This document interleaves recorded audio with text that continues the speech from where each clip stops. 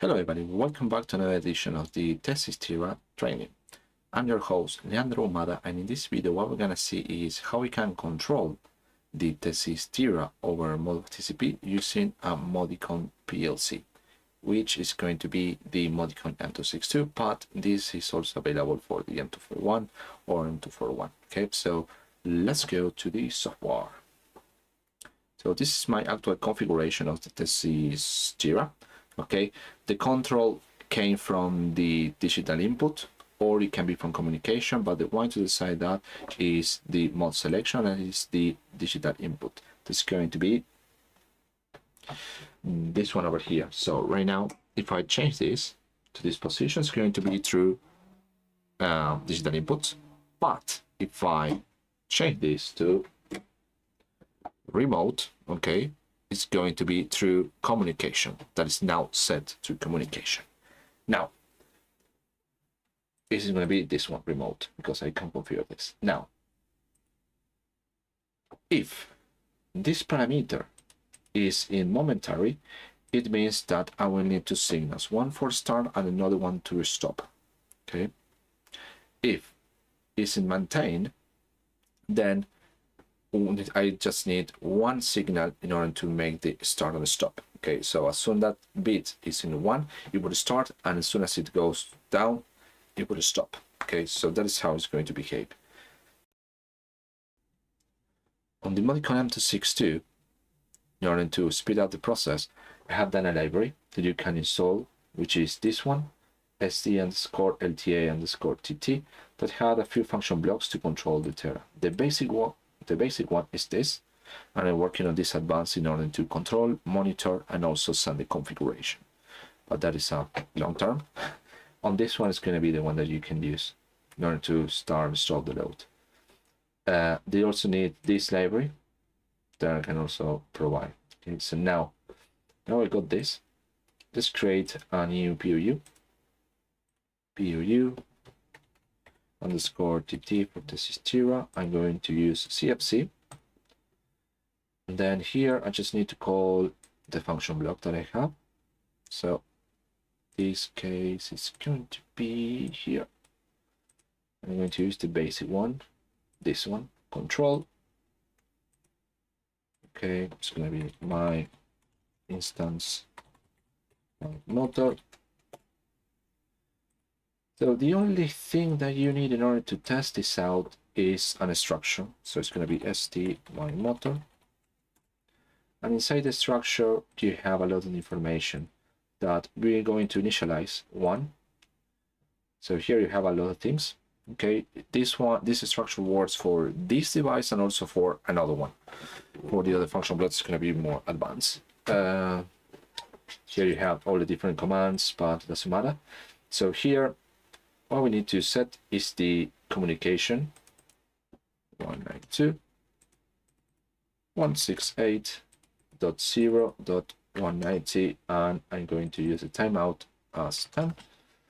So this address is going to be the combination of this, the one address that we need internally for the ADDM. Config.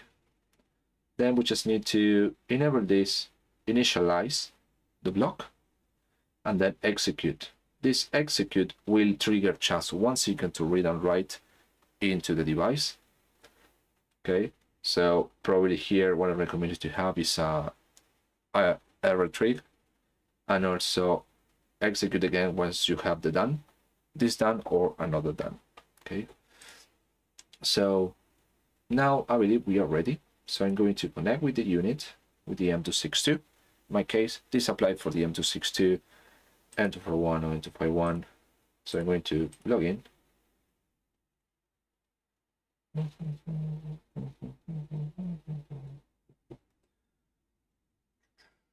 Okay.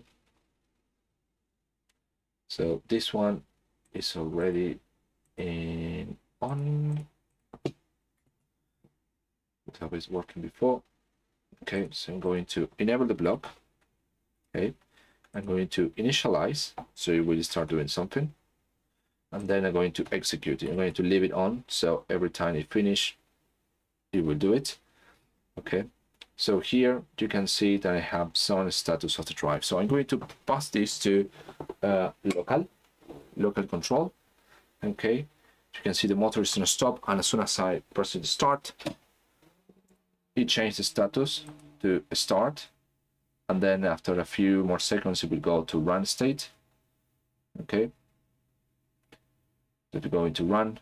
Then if I press stop and I trigger the trip, the interlock, it will go to inhibit. Okay, the local control is in local because it's 0. Then if I reset this, I need to put it back. I need to reset it. Okay, the reset is done. I'll just put this there. So now I'm going to use this as a remote control. You can see the remote control is this one, so I should be able to operate from here. So forward, and it's running. Okay, so now if I remove this, it will stop. Okay, easy peasy. So basically that's it. In order to trip reset, what we have on this new family range is that you will need to specify where the reset are coming from each of them. So for example, for the trip in interlock protection, the one I have, this is commanded by the reset key that is on the front. Okay, this one, okay, the blue button, are digital input. If I need it to be through communication, I just need to select communication too. Okay, so even now if I press the trip, I press the to be inhibit. Okay, as you can see it's inhibit. Even if I send the command to reset, trip reset, it will not do anything. I just need the manual reset from here in order to make it work. Otherwise it will not do it. Okay, so I got this, which is fine. And something extra I want to show you is the structure. So in the structure you have foreign information, probably that you're not going to use at this point, but it will give you foreign information related to the state. Okay, monitoring. Now it's in remote. So let me just give it a put it in local and make it run. So you can see it's reading some information. Some of them are probably going to be useful or not. It's up to you guys. But we have this information for the motor, and then for the monitoring we have foreign information. Okay, this one is already available for you to use if you're using this function block. That you need just the instance, and that's it. But it's important to define how you're going to control the device through. I just go into trip. Where is it? To define this part over here. Okay, the control where you want to be controlled, in my case, is through digital input, but it can also be through communication. And if I'm not wrong, I done it here. Commands. You have the same thing from here, but here I added the mod selection in case you want to. But you can see it's in a bit. But this is it. You just need to install the library that I'm going to share.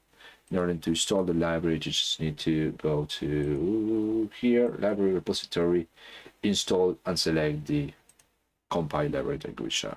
Okay, so this is how you can control using Machine Expert, using an M262, M251, and M241, probably M660.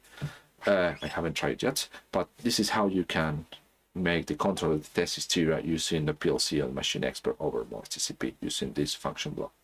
So this is it for the control of TeSys Tera over ModbusTcp. Thank you very much for watching this video, and I see you on the next one.